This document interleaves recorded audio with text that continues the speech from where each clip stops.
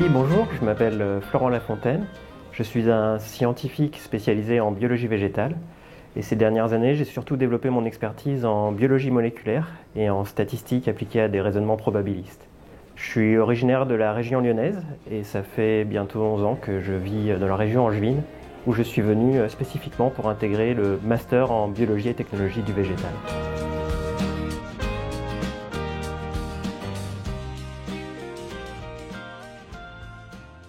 Alors j'ai choisi le master biologie végétale qui à l'époque s'appelait biologie et technologie du végétal ou BTV parce que c'était une formation qui m'intéressait. Je me posais des questions à ce moment-là dans ma vie professionnelle. J'avais besoin d'acquérir de nouvelles compétences et je m'intéressais spécifiquement au milieu de la biologie végétale et de la recherche académique. Je caressais un peu le projet de devenir enseignant-chercheur, mais c'était un projet qui était encore assez flou dans ma tête à ce moment-là.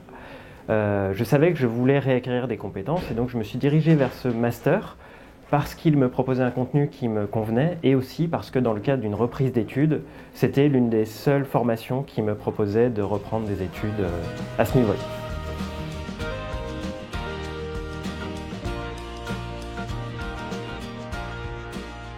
Alors lors de ma formation, bien sûr le contenu était hyper intéressant.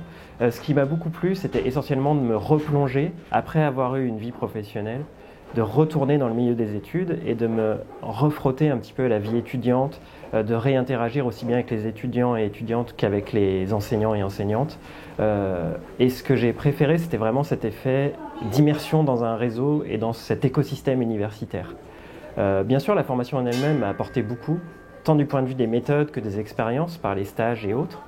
Mais ce qui m'a le plus enrichi, c'était vraiment d'être au contact de ce milieu universitaire qui est transdisciplinaire et dans lequel on peut vraiment rencontrer des gens de tous horizons.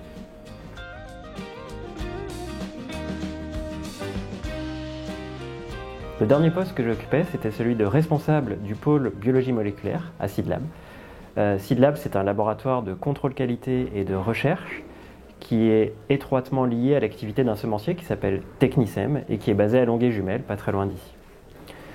Mon travail au sein de SeedLab consistait à faire fonctionner le laboratoire de biologie moléculaire autour de deux grandes activités qui étaient le contrôle variétal par génotypage, c'est-à-dire l'analyse de l'ADN qu'on peut trouver dans les semences pour essayer de les identifier correctement, et d'autre part les analyses sanitaires, donc qui étaient essentiellement externalisées.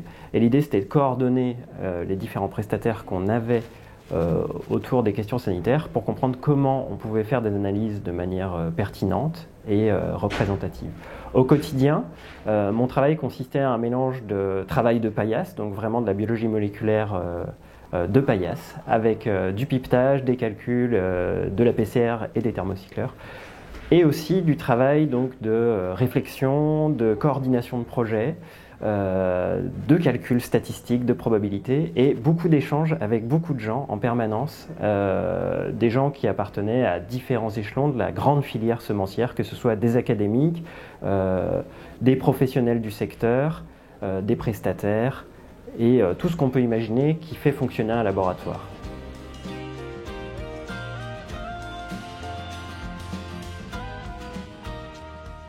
Mon principal conseil, ce serait surtout d'apprendre à se former, à avoir un esprit critique et à raisonner par soi-même.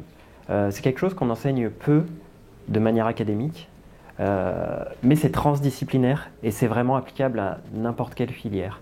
Aujourd'hui, quelqu'un qui voudrait suivre le parcours que j'ai fait, donc qui voudrait se spécialiser en biologie moléculaire, déjà je lui dis bienvenue, et ensuite je lui souhaite bonne chance parce que c'est un milieu qui est extrêmement riche, qui peut être très complexe, et c'est pour ça que j'encouragerais vraiment quelqu'un qui souhaiterait s'investir dans cette discipline, de vraiment développer ces outils de réflexion et d'esprit critique pour apprendre à déjouer toutes les choses trappes qu'on a, qui nous piègent, toutes les intuitions un petit peu fallacieuses qu'on peut avoir. Et c'est quelque chose qui prend du temps. S'informer, c'est fatigant, ça prend du temps, mais c'est vraiment quelque chose qui est bénéfique quand on apprend petit à petit à manipuler des outils de réflexion qui nous permettent de nous affranchir de tous ces biais cognitifs.